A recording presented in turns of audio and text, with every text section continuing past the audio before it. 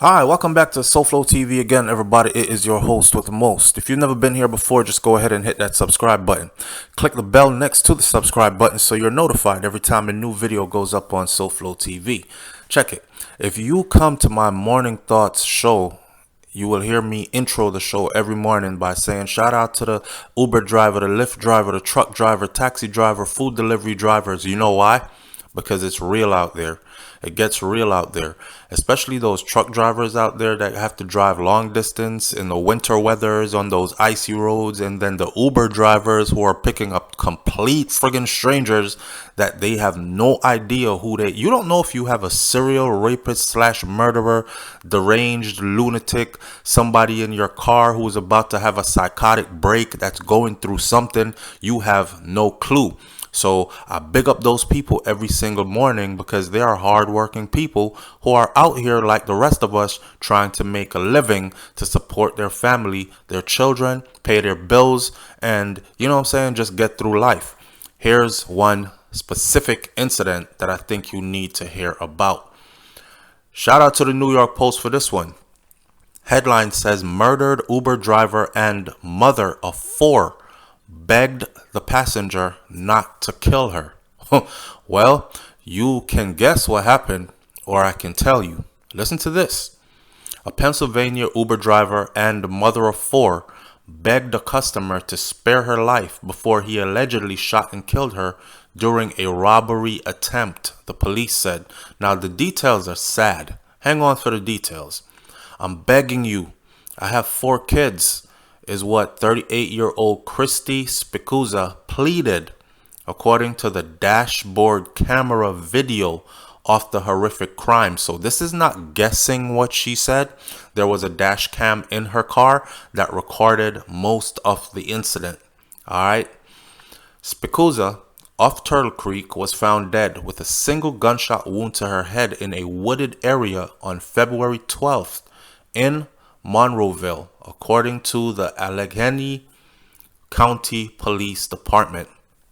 She had picked up 22-year-old Calvin Crew of Penn Hills about 9:15 p.m. on February 10th, when 10 minutes into the ride, he allegedly put a gun to the back of her head. Let me say a couple of things here. First of all, right, she's a mother of four, right? You want to wonder, why is she out picking up strangers doing Uber at 9:15 at night when she should be home with her children? Where is her husband, or where is the father of her children, or what might be going on in the background of her life that has her out here doing this? Maybe she thought, you know what I'm saying, it's all good. Nobody's going to harm me. I'm going to just go out here, jump on this Uber app, get out here and get some money, some extra money, because times are rough. And right now, in many situations, you have couples living together, husband and wife, boyfriend and girlfriend, man and woman, whatever the case is, both working and both incomes combined, still not enough to pay all the bills and live comfortably. So she picked up this 22-year-old person called Calvin Crew, right? And he is of Penn Hills about 9:15 p.m. on February 10th, when 10 minutes into the ride, he allegedly pulled a gun and put the gun to the back of her head. This isn't allegedly, it was what was seen on the camera footage. She said on the video, "You've got to be joking." This is what she said. She reached to the back of her head when she felt something press on the back of her head. She reached to the back of her head and she felt a gun. And she said, "You've got to be joking." This is according to the dash cam footage, detailed in a criminal complaint obtained by the Post-Gazette. Crew allegedly told her, Crew is the name of the guy that she picked up. He told her, "Come on." He told her, "Keep driving. Keep driving." She said to him, she said, "I have a family." This is what the video shows. And this is according to New York Post. It says that this is what the video shows. He puts the gun to the back of her head. She reaches up. She feels it. She's like, "What the hell's going on?" And she feels it. And she goes, "You've got to be kidding me." Then she sees that it's serious. She says, "I have a family." And he says, "Keep driving." I got a family too. Do what I say and everything will be all right. The video ends when the suspect realizes that the dash cam is running and he reaches over and grabs the dash cam off the dashboard. Now, I'm going to show you how stupid this guy is, right? You know, prisons are filled with people who said, I didn't do it. But in reality, prisons are filled with a lot of dumb people who did it, but didn't know how to do it well enough to get away with it. Anyways, Crew was arrested on Thursday and he was charged with criminal homicide, robbery, and tampering with evidence. Now, cops found the dash cam near the area where Crew had originally requested to be dropped off at. So if you've ever done Uber before or ridden in an Uber, you know that you put in your pickup point and you put in your destination. And based on that, you then have to pay for your trip before they even pick you up. Also, through the app, you can give the driver a tip. Maybe it was a good driver that had you laughing all the way to your destination. You're like, I like riding with Sophia. I'll put her as my number one. I'll give her 5 stars. I'll give her a $5 tip. Hope to see her again, kind of thing. You know, a rating, a good comment, whatever. The app is advanced, and that is how it works.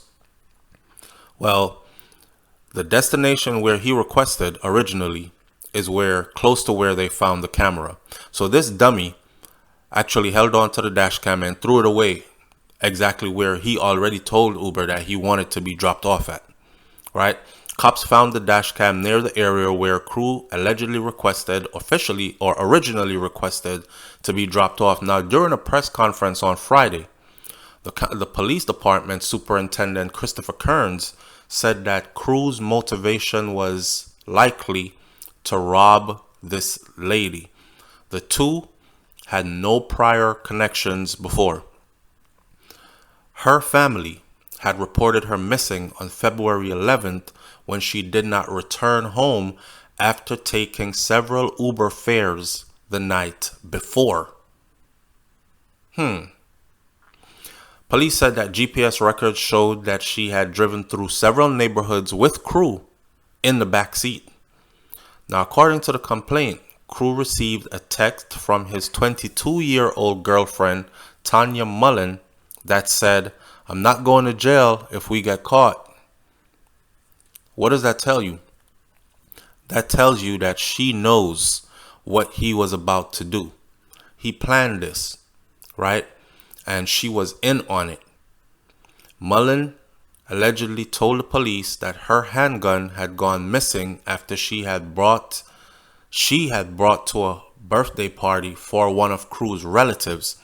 She had gone missing after she had brought to a birthday. I don't know why they printed it like that, but basically the handgun belongs to his girlfriend. And she told the police that her handgun went missing after he had dropped her off at a birthday party for one of his relatives. It's not clear whether that gun was the same gun that was used to kill the Uber driver, but this is what the 22-year-old girlfriend said. I have a gun, my gun is missing, and phone records shows that her text message to him around that same time said, I'm not going to jail for you if we get caught. That tells me she knows what he was about to do. And I think that she should also be charged for this murder along with, as an accomplice. So far, she has not been charged, and the police declined to comment any further on whether she will be charged or not. Crew was arraigned early Friday before District Judge Robert Jovanik, whatever his name is. That's what the Post-Gazette reported, and he is being held without bail at the Allegheny County Jail, awaiting a preliminary hearing set for February 25th. Listen, it's rough out here, okay? This lady, mother of 4, went out, tried to get some extra money for her family, ended up dead. Her husband, as new reports are stating, she has a husband, and her husband is now planning to sue Uber because he is saying that Uber needs to do more to protect its drivers. But here's the thing. Uber is a free-for-all. Uber is not a company where you go sign up. It's not like UPS or Walmart where you sign up for the company. They go through a what do you call it? A process where you're interviewed and they check your background and then they hire you and they give you a schedule and you have to adhere to that schedule as you get fired. That's not how Uber works. Uber is an app that's a free-for-all. Pretty much anybody can become an Uber driver. You hop onto the app and you sign yourself up to be a driver, and the rest is history, right?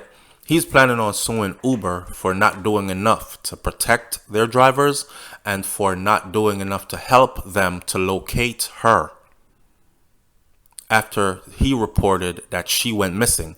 And in his report, he said while he was out here doing everything in God's green earth to find his wife after she went missing, Uber did very little to help. I think Uber stayed out of the way because Uber wanted the police to do their job, because it was clear to them that this was a crime that was committed and investigations were ongoing by the police department. I mean, what was Uber supposed to do? Send out their own police team? Send out their own search team? The police was already on top of it. Search the route that the GPS showed that her car went through, which is exactly what they did, and they found her. You know, you got to be careful out here. And another thing about it is, this is not like a cab company. Back in the day, when cab drivers were getting robbed, you started seeing these cabs pop up in New York and other places where the cab would have like a partition between customer and driver. And the driver would be up front, and the driver would sometimes drive. If it's a female driver that's going out late night to do a shift, that driver would bring along, or could bring along, say, a male partner, maybe an uncle or a cousin or somebody or a friend, just to keep their company, just to let some crazy passenger in the back know that I'm not alone. So don't try it. Go try it with somebody else. Plus, they had installed a partition in these vehicles that was bulletproof, that the person in the back seat could not get to. Here's the thing again with Uber. People use their own personal vehicles. I've seen people come pick people up in an Uber and the vehicle has roaches in it, baby diapers in it that's used already and rolled up in a corner, extra fries that fell out of a McDonald's order, half-eaten burger, all that kind of stuff. The car is nasty. And they've put those people on blast on social media before. And then you have people who have newer vehicles and they're just trying to find a way to pay off their vehicle, right? So with that $300, $450, $500 a month car note, run a couple of Ubers and use the car to pay for itself. That's some people's plan. So some people show up with a fairly newer vehicle, but all in all, they have their own vehicle. So they're not thinking, put something up, a partition, get it installed so this person cannot get to me if anything. So it's not Uber's fault. This is just the app, and you're free to not go on the app as much as you are free to go on the app. In closing, I will say I don't think Uber should be sued. I don't think this is Uber's responsibility. I think she just was wrong place, wrong time, and sad situation that it ended like that. The sad part is when she said, I have 4 kids, I have a family. And he said, yeah, I do too. Like, he doesn't care. He don't have no children. He had a girlfriend. And his girlfriend texted him to say, if you get caught, I'm not going to jail for you. She knew what time it was. Leave your comments in the comment section below. Do you do Uber? And do you think that it's dangerous? Or did you think that it was okay and you never felt danger before, but after seeing this, you now feel more concerned than before? I'll catch you on the next video. It's SouFLoTV. Hit that subscribe button. I'm out. Peace.